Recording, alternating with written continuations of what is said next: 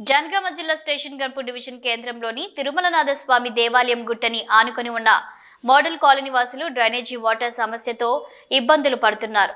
గుట్టపై ఉన్న ఇళ్ల నుండి డ్రైనేజీ వాటర్ మోడల్ కాలనీ వైపు రావడంతో పక్కనే ఉన్న ఇండ్ల వారికి మురికి కాలువ ద్వారా వచ్చే దుర్గంధంతో భరించలేకుండా ఉన్నామని ఆవేదన వ్యక్తం చేస్తున్నారు.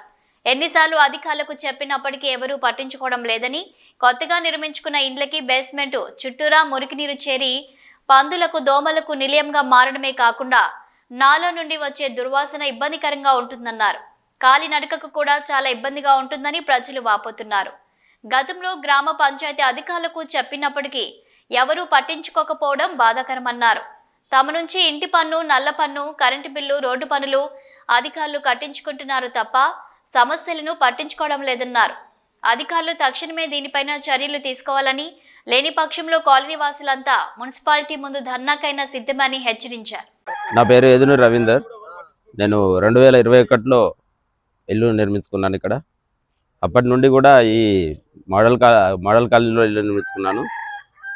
గవర్నమెంట్ హాస్పిటల్ నుండి ఈ గుట్ట నుండి వచ్చేటువంటి వాటర్ మొత్తం కూడా డ్రైనేజ్ వాటర్ అంతా కూడా అక్కడ జమ అయ్యి అక్కడ పందులు, దోమలు స్వైర విహారం చేస్తున్నాయి. ఇప్పటికైనా అధికారులు, నేను చాలాసార్లు గ్రామ పంచాయతీ అధికారులకు చెప్పాను. ఇల్లు కట్టుకున్నాను, అప్పుడు ఏ మురికి కాలువ లేదు. ఇప్పుడు మొత్తం గుట్ట నీళ్లు అక్కడి నుంచి మొదలు పెడితే అక్కడ దాకా జామ్ అయిపోయి వచ్చే చుట్టాలు ఎవరు వచ్చేటట్టు లేదు. మళ్ళీ సాయంత్రం అయితే మురుగు వాసన వస్తుంది. ఆ దోమలు ఇబ్బంది పెడితేనే మేము జాలీలు పెట్టుకున్నా కానీ పనిచేస్తలేవు. అట్లాంటి దోమలతోటి మాకు ఇబ్బంది పెట్టుడేంది, మేము ఇంటి పన్ను కట్టుడేంది, మీకు ఏంది ఈ బాధ మాది. మా బైకులు ఇద్దరు, మన జంగాలోళ్ళు ఇద్దరు ఆ బైకులతో అట్లా పడ్డారు.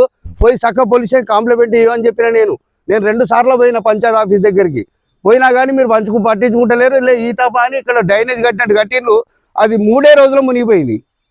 3 రోజులు పాపం ఆ ఇంటోళ్ళు బాధపడతారు, అటు మా చుట్టాలు వస్తలేరు. ఏంది ఇది, మేము కాకపోతే మా ఇల్లు కొనుండి అప్పుడే మా పైసలు మాకు ఇల్లు, మాకు ఏంది ఇబ్బంది.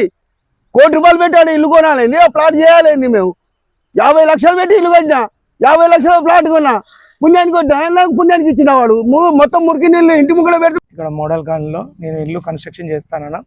ఈ గుట్ట నుంచి వెళ్ళి గవర్నమెంట్ హాస్పిటల్ నుంచి వెళ్ళి ఈ డ్రైనేజ్ వాటర్ రావడం వల్ల నాకు చాలా ప్రాబ్లం అవుతుంది. నేను ఇల్లు కట్టుకోవడానికి నేను గ్రామ పంచాయతీ పర్మిషన్ తీసుకున్నాను.